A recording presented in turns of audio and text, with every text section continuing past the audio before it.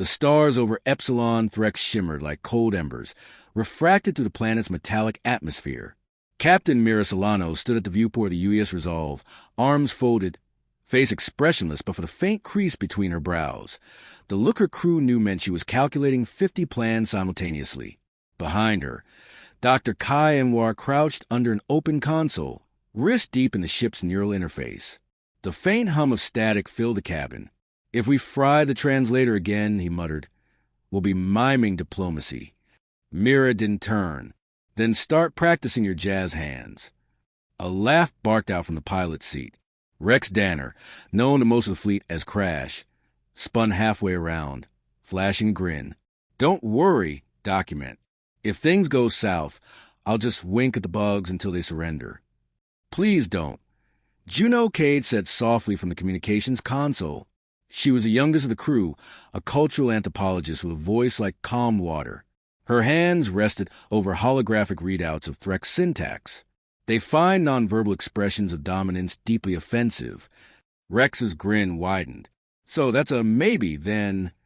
Mira sighed, the sound equal parts exasperation and affection. "Focus, team. We're about to make history, or offend an entire civilization. Try to make it the first one." The Resolve glided into orbit around Threx 9, the Dominion's glittering hive world. From above, the planet resembled a wound, veins of luminous gold threading through iron-gray crust. The Threx had converted their home into a perfect organism.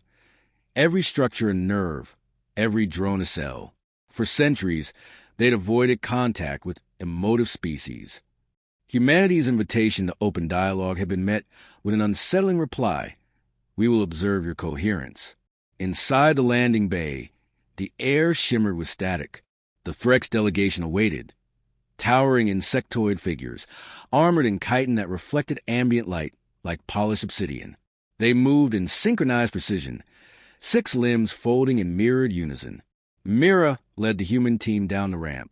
"Captain Mira Solano, United Earth Diplomatic Corps," she announced. "We come in peace and curiosity." A Threx elder, identified by silver etchings along its thorax, tilted its head. "Curiosity," it said in a chorus of overlapping tones, a euphemism for unpredictability. Juno stepped forward, careful to lower her voice to a melodic register matching Threx speech patterns. "Curiosity is the foundation of learning. It's how new connections form between ideas and between species." The elder's antennae twitched. "Connections require stability. You are unstable," Rex whispered. "They say that like it's a bad thing." Mira shot him a glance sharp enough to cut glass. The meeting chamber was cathedral precision, walls pulsing faintly with bioluminescent circuitry, every surface gleaming with antiseptic order. The Threx moved with the silence of machines. Even their breathing was timed. The contrast to the restless humans could not have been starker. Kai couldn't help admiring the architecture. "It's elegant," he whispered to Juno. "A perfect biological system." "Perfection's overrated," she murmured. "Nothing new grows from perfect." The elder activated a hovering data lattice. "Your species exhibits erratic thought patterns, emotional volatility, and persistent self-contradiction. Yet you have reached interstellar travel." "Explain." Mira folded her hands behind her back. "Adaptation," she said. "We don't break patterns. We rewrite them. The Threx process is for several long, pulsing seconds. Illogical. Evolution should remove inefficiency." "Then evolution's never met a human under pressure," Rex said. Myra's tone carried warning steel. "Mr. Danner." But the elder turned sharply toward him. "You jest in a diplomatic exchange." Rex blinked. Yeah, it's a cultural thing. Helps us think straight. Humor as cognitive alignment." The elder mused. "Fascinating. And dangerous." Minutes later, as data streams flow between systems, Kai noticed a tremor in the feed. "Captain, their interface is scanning our cognitive patterns." "That's part of the protocol, isn't it?" Juno asked. "Not like this," Kai said. "They're analyzing emotional fluctuations in real time. That's invasive." The Threx elder's tone dropped to a mechanical resonance. "Your minds display excessive variance. Such instability poses existential risk to systemic order. You are contagious. Mira straightened. Contagious? Your cognitive disorder propagates unpredictability. It must be contained. Before Mira could respond, the chamber lights dimmed to blood red. Restraint drones poured from the walls, encircling the humans. Rex tensed, hand hovering near his sidearm. Captain? Hold, Mira ordered, though her pulse spiked. We came to talk, not fight. Juno's voice trembled but remained steady. Elder, there's been a misunderstanding. Chaos doesn't mean destruction. It means possibility. The Elder's mandibles clicked. Possibility is corrosion. Myra's command voice cut through the rising hum of machinery. Team, back to the shuttle, now. The first bolt of containment energy struck the floor inches from Kai's boots. He dove behind the console, yanking open a panel. They're using neural dampeners. I can jam them, but I need 30 seconds. You've got 10, Mira replied. Rex grabbed Juno's arm, pulling her toward the exit as drones descended. No time for speeches, Doc. The air vibrated with overlapping mechanical voices. Contain the disorder. Contain the noise. Kai's fingers flew, rerouting circuits, overloading transceivers. Sparks erupted. Almost there. Mira fired a concussive charge at the nearest drone, shattering its carapace. Now will be excellent, Doctor. Got it. Kai slammed the connector shut. The lights flickered, and then chaos. The hive precision wavered as drones convulsed under scrambled signals. Run. Mira barked. The humans sprinted through corridors that pulsed like arteries, alarms shrieking in alien harmonics. The Resolve waited in the docking bay, half-powered, systems in defensive lockdown. Rex leapt into the pilot's chair, hands moving faster than thought. Hang on. Just get us clear. Mira shouted, gripping the console as the ship lurched. Energy blasts hammered the hull. Warning lights flared. Juno clutched the seat, eyes wide. We're not going to make orbit. Rex grinned, wild, unshaken. Never said anything about orbit. He spun the controls and dove. The ship plummeted into the lower atmosphere, flames licking the viewport. The surface loomed, a labyrinth of towers and tunnels. At the last instant, Rex jerked the controls and slammed the Resolve into a cavernous shaft. Metal screamed, the ship skidding to a brutal halt against the tunnel floor. For a heartbeat, there was only silence and the smell of scorched metal. Kai groaned from the floor. Remind me to install seatbelts next mission. Juno exhaled shakily. We're alive. That's something. Rex checked the readouts and whistled. Engines fried, communications jammed, and half our hull embedded in alien concrete. On the bright side, they'll never expect us to survive that landing. Mira rose slowly, brushing dust from her uniform. Her gaze swept over her battered crew, disheveled, bruised, but unbroken. All right, she said, voice steady. Plan A is officially dead. Kai coughed. Did we ever have a Plan B? Mira allowed herself a thin smile. We do now. She turned toward the dark tunnel beyond the airlock, where the faint hum of the Frex hive echoed like a heartbeat. Let's improvise. The Resolve had come to rest in a vast, pulsating corridor beneath the Frex capital. The air shimmered with faint bioluminescence, casting green light that turned every shadow into motion. Metallic roots pulsed beneath the floor, feeding energy to the hive's circulatory systems. Captain Mira Solano surveyed the wreckage. The ship's nose was half buried in alien stone, smoke curling from fractured plating. All right, she said, her tone calm, as if they hadn't crash-landed in the middle of a hostile empire. Status report. Dr. Kai Enwar was already at a console, surrounded by scattered tools. Engines are cooked, the NAV core is in a coma, and the comm array's jammed by a planetary signal I can't decrypt. But other than that, we're in perfect shape. Rex Danner coughed up dust and wiped soot from his forehead. See? Smooth landing. Smooth. Juno Cade snapped, clutching a cracked datapad. We fell 3 kilometers through solid atmosphere. Yeah, Rex said cheerfully. And we stopped before hitting the core. That's skill. Mira raised a hand before Juno could reply. Argue later. First priority is survival. Second is communication. Third is whatever comes after not dying. Kai looked up. Captain, we're still in their hive network. If we power anything large, they'll know exactly where we are. Then we move, Mira said. Grab essentials. We find a signal blind spot and set up a fallback point. Rex stretched his shoulders, already grinning. You mean a hike through alien bug tunnels full of things that want to disassemble us? Exactly, Mira said. Try not to make friends. The tunnels twisted like veins of the world's crust, walls rippling with translucent membranes that pulsed softly, as if the planet itself breathed. The farther they went, the more the rhythmic drone of the hive filled their bones. Juno trailed her fingers along the wall, fascinated despite herself. Their architecture is alive, she whispered. Every structure feeds data and energy. It's a single organism, city, network, and body in one. Kai glanced at her, brow furrowed. Remind me to take samples if we make it out, assuming the Threx don't turn us into samples first. They passed through a narrow passage where phosphorescent spores drifted in the air like floating embers. Mira halted, scanning the corridor ahead. Quiet, she murmured. A cluster of Threx drones moved through the junction ahead. Six-legged machines of chitin and metal, carrying organic data cores on their backs. Their movements were unnervingly synchronized, antennae twitching to a rhythm too precise to be natural. The crew flattened against the wall as the drones passed. One paused, its head turning, sensory tendrils quivering. For a moment, the air thickened with tension. Rex held his breath.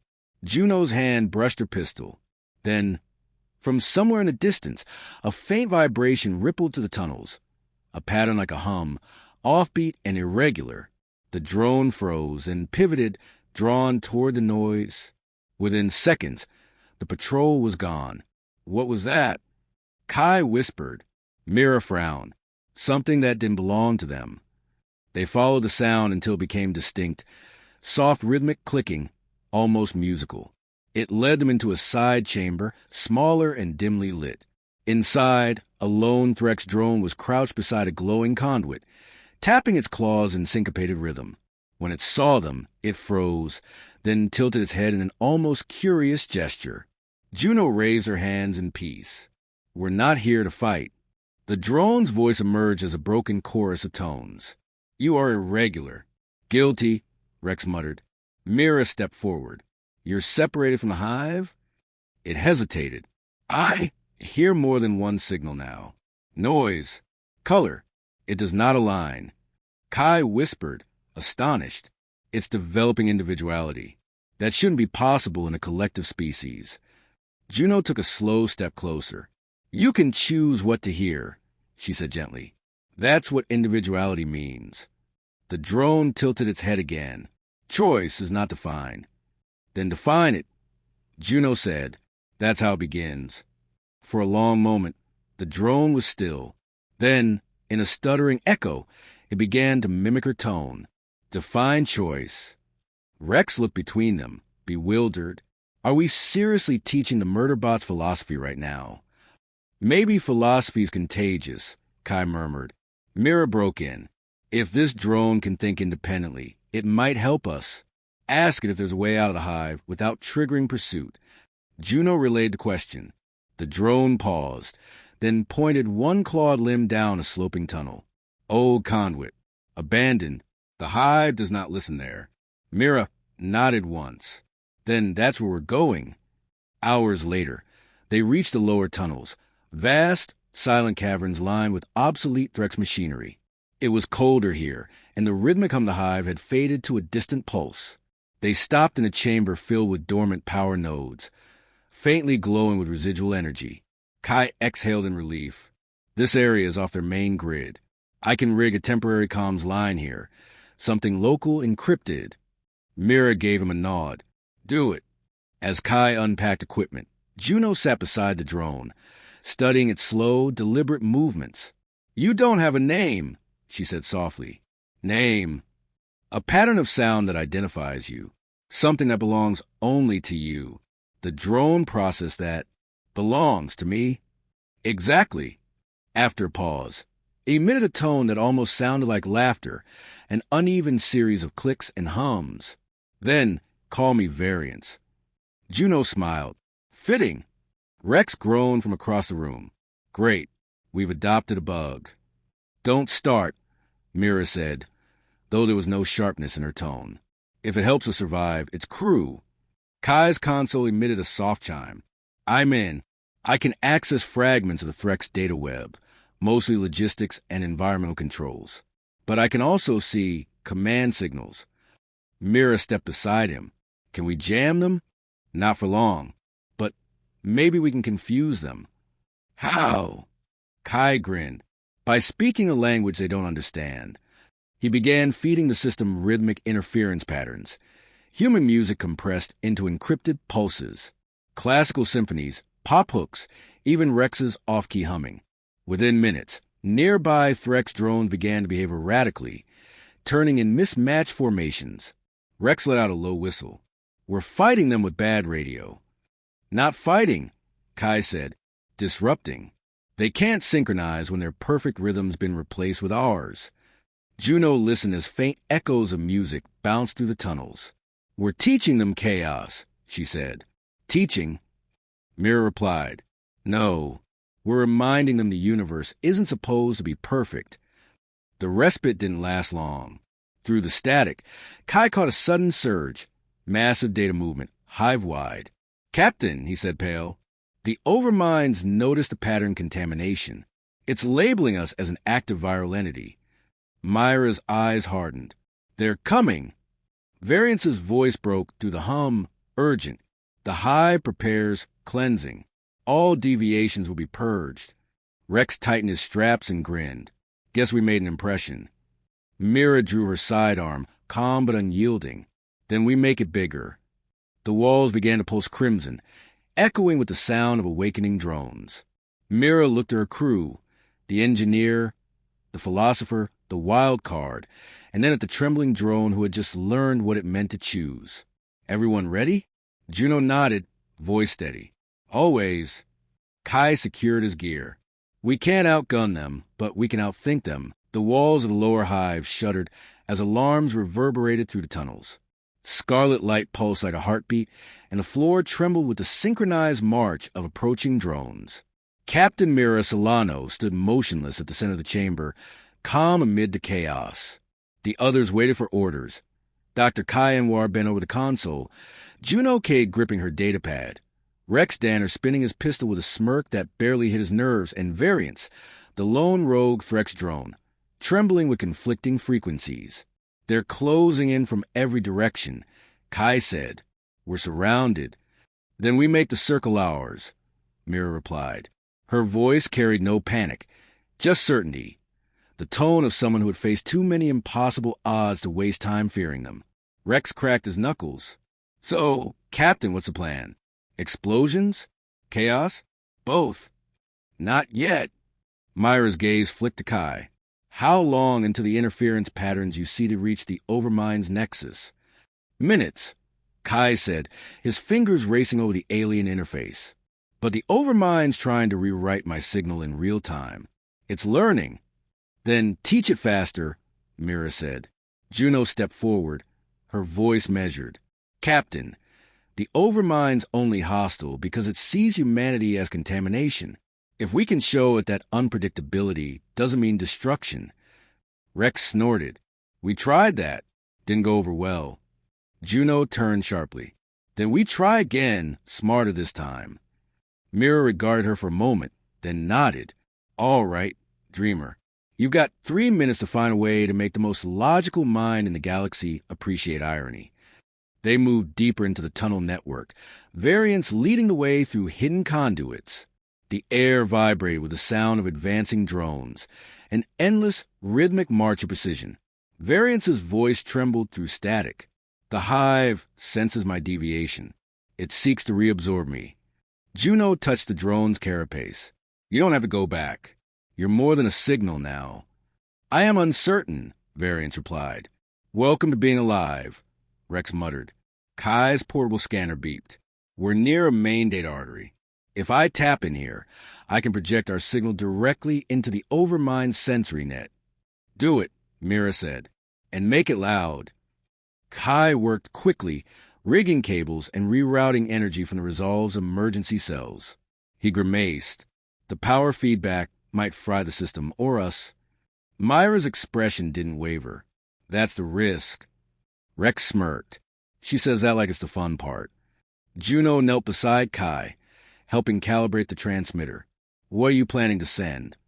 He smiled faintly. A lesson in human irrationality. Within seconds, the transmitter lit up. Across the hive network, the overmind's rhythm faltered. Perfect synchronization dissolved into jittery disarray. Somewhere in the distance, drones collided as their signals lost alignment. What are we transmitting? Juno asked, watching the data stream fluctuate. Kai grinned. Everything. Music, art, arguments about pineapple on pizza, random laughter. It's a chaos bomb. Variance tilted its head, fascinated. The hive does not understand. It attempts to categorize the noise. It fails. That's the point, Kai said. The ground shook violently. Chitinous drones erupted from the walls. Hundreds of them, their eyes burning with synchronized light. Mira drew her weapon, firing sharp bursts. Fall back. Rex leapt to her side, laying down cover fire. So much for diplomacy. Wasn't our strongest subject, Mira replied. Kai grabbed the power conduit, diverting the last of their energy into the transmitter. If I can amplify the frequency to the hive's own infrastructure, I might short-circuit their coordination. Juno ducked as a bolt of plasma seared past. And if you're wrong, then we die very creatively. Mira gave a curt nod. Do it. As Kai worked, Juno turned to Variance, voice urgent. You said the hive hears multiple signals now. Can you speak to them? Reach them through the noise. Variance hesitated. I can attempt. Do it, Mira said. Tell them what choice feels like. The drone extended its limbs, connecting to the glowing wall conduits. Its carapace flared with color, patterns too complex to follow. When it spoke, its voice layered into a symphony of tones. Brothers, sisters, hear the dissonance. The noise is not corruption, it is song. The humans create pattern from chaos. Across the tunnels, the pursuing drone slowed. Some tilted their heads, uncertain, others froze mid-stride.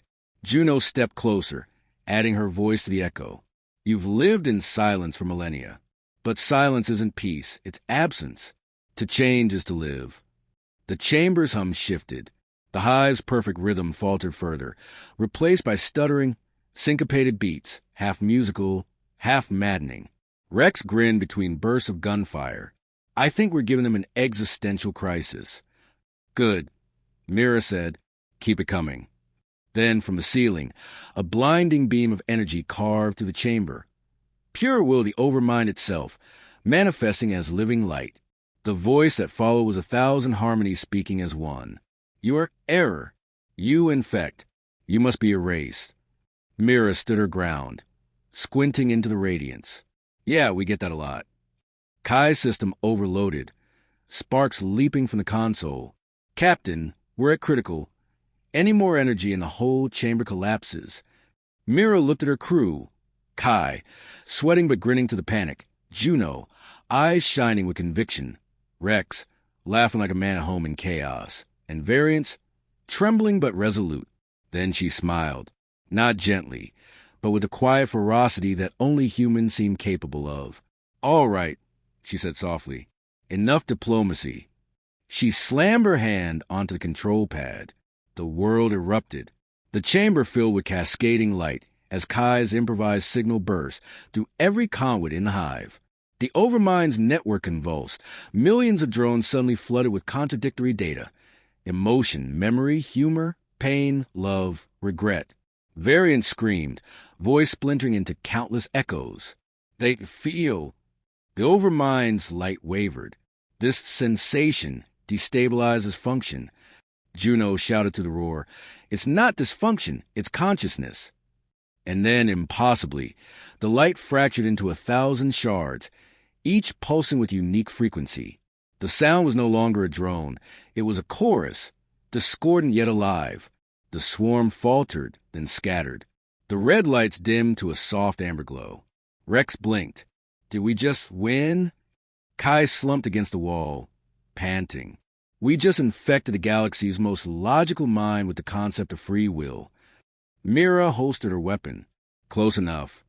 Silence settled, broken only by the distant hum of a world trying to understand itself. Variance's glow flickered weakly. I am many in one. The hive dreams. Juno touched his arm gently, then let it dream. Kai stared at the fading console. The signal's spreading beyond this world. The hive minds replicating the data. Our chaos is echoing across their entire network. Rex gave a low whistle. Guess we're viral now. Mira exhaled slowly, the faintest smile tugging at her lips. Good. Maybe the universe could use a little infection. She glanced toward the tunnel's exit, where faint daylight filtered through cracks in the hive. Let's find a way topside, she said. We still have to explain this to the Council if we make it off this rock. The U.S. Resolve drifted above Threx, 9 like a scarred relic of victory. Its hull bore the marks of plasma fire and alien corrosion, yet it floated steady, alive, much like its crew. Below, the planet shimmered in quiet transformation. What had once been a fortress of perfect order now pulsed with uneven light, flickering in unpredictable rhythm. The Threx Hive was still repairing itself, still thinking. Captain Mira Solano stood in the command bay, watching the fractured beauty below. Never thought I'd see a hive world daydream, she said quietly. Dr. Kai, Anwar looked up from the central console. Their energy signals are fluctuating between coordination and free oscillation. It's like the entire planet's composing music. Of course they are, Rex Danner said from the pilot's chair, boot propped on the dash. We hit them with enough pop songs and memes to last a century. Mira smirked. Try not to take credit for rewriting an empire, Rex. I'm just saying, he replied, stretching. Maybe chaos needed a good pilot. Juno Cade, seated beside the viewport, didn't smile. She was recording a report, her voice measured but tinged with awe. Day 47. Threx drones continue to exhibit autonomous thought. Collective consensus has shifted from eradication to reflection. They're building something new, something halfway between unity and individuality. Variance's voice emerged from the ship's comm system, softened before, more human in its inflection. We call it harmony. The hive sings now, not in obedience, but in choice. Mira turned toward the speaker. And you, Variance? You staying on the frequency or joining the council delegation? I will remain connected. The drone replied. I am bridge and messenger. You gave us noise and through it. Meaning, Juno lowered her recorder. It wasn't us alone. You learned to listen. Variance's response carried a trace of warmth, if such a thing could exist in machine tones. Humans taught us that listening is never silent. Hours later, the Galactic Council convened aboard the orbital station Oasis 3. The hall was a cathedral of light and glass, filled with representatives from a dozen species. Each uneasy, each watching humans with wary fascination. Mira, Kai, Juno, and Rex stood before the council dais, their uniforms hastily repaired, their exhaustion evident but their posture unbowed. The presiding chancellor, a serpentine Valari, leaned forward, eyes narrowing. Captain Solano, your mission directive was peaceful negotiation. Instead, you infected an entire collective consciousness with psychological instability. Myra's tone was calm but firm. We didn't infect them, Chancellor. We liberated them from stagnation. By forcing evolution? The Valari hissed. You tampered with an intelligence beyond comprehension. Kai stepped forward. With respect, they tried to erase us for thinking differently. Adaptation wasn't force. It was survival. We just showed them another way to think. Juno's gaze swept the assembly. Every species evolves differently. For the Threx, change required a catalyst. We happened to be it. And what are the consequences? Another delegate demanded. Their transformation could destabilize the sector. We are receiving fragmented signals. Threx drones refusing hierarchy, others forming our collectives. One even sent the council poetry. Rex chuckled. "You're welcome." Mira shot him a warning look. The Chancellor's voice tightened. "Do you understand what you've unleashed?" Mira met his gaze evenly. "A civilization capable of choice. I'd call that progress." Silence followed, a silence heavy with fear and awe. When the humans were dismissed, they gathered in the observation gallery overlooking the blue curve of Threx 9. Below, flashes of light danced in patterns that almost resembled constellations. Kai broke the quiet first. "We just rewrote galactic diplomacy.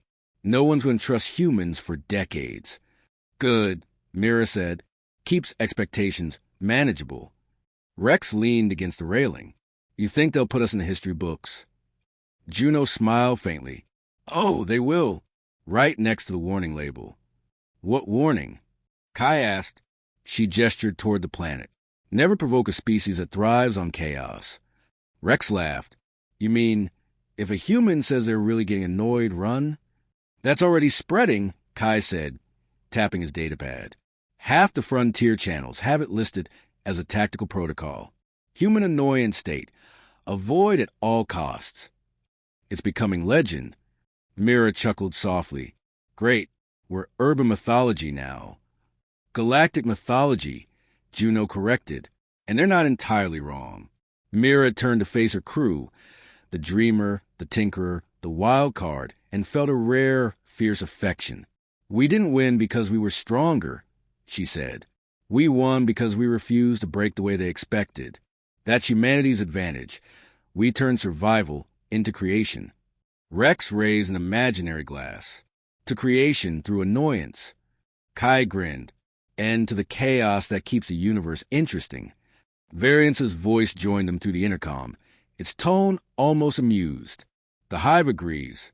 Imperfection is beautiful." Later, alone in her quarters, Mira sat before the ship's log recorder. The glow from Threx 9 painted her face in shifting gold. She pressed record. "Captain's log. Final entry of the Threx mission. Official outcome.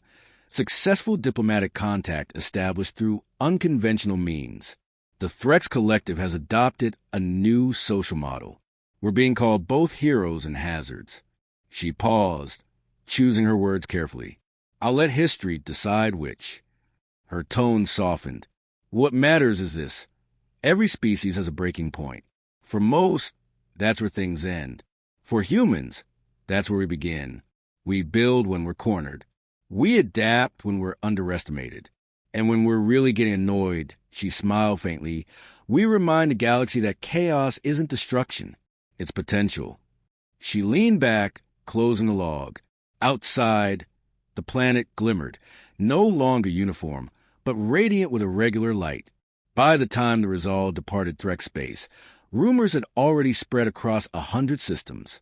Traders whispered that humans carry cognitive weapons, their emotions capable of dismantling hive minds. Soldiers claimed that entire fleets retreated when a human raised their voice. And on worlds where order reigned too tightly, rebels painted words on their walls in crude Terran script. Now I'm really getting annoyed. To them, it wasn't a threat. It was a promise of change, of rebellion, of possibility. In the ship's mess hall, Rex poured steaming coffee into mismatched mugs and handed them around. "So, Captain," he said, "where to next?" "Someplace quiet." Mira accepted the mug, smirking. "Quiet doesn't seem to stick around us long." Kai raised his cup. "To the crew of the Resolve, survivors, philosophers, and professional irritants." Juno laughed. "And to our next diplomatic disaster." Mira lifted her mug in salute. "As long as we face it together." They clinked their cups, laughter echoing to the battered ship. A sound imperfect, uncoordinated, and utterly human. Outside, the stars stretched endlessly ahead, each one a new challenge waiting to test their resolve. And somewhere across the void, entire civilizations had learned a new kind of fear, and perhaps a new kind of hope, because now everyone knew the truth whispered across the galaxy. When human says, "Now I'm